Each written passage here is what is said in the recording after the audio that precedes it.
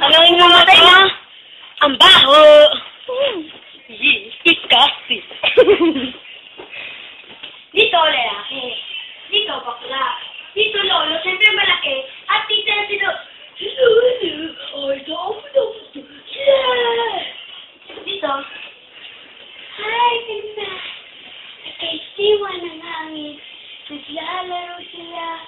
At ang mga ibon nagpapatugtog. Ano ba yung bakla?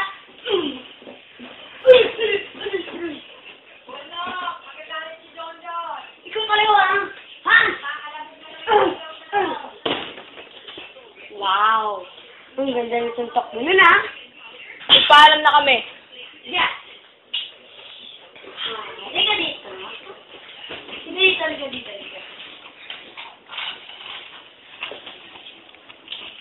Nanonood ka pa ba, kababayang Pinoy?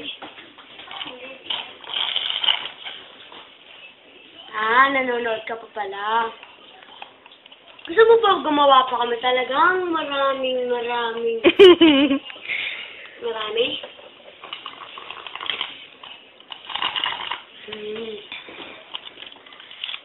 Wala na bang nakapag-message sa atin?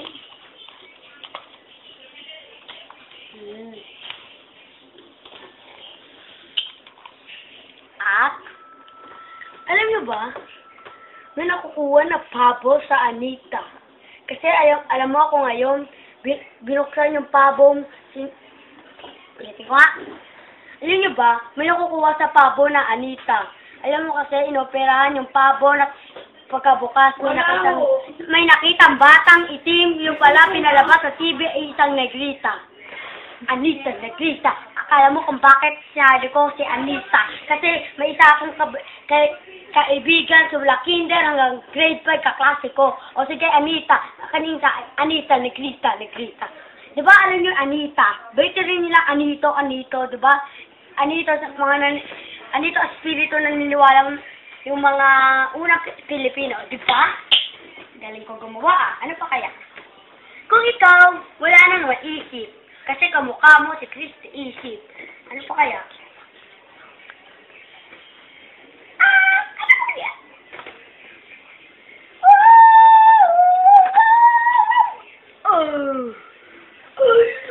Nandito pala ako. Hindi na naman sinabi. Dito. Ay, dahil ka lang ka. Ay, dahil. O sige, bukas, part 2 na. Bye! Part 4.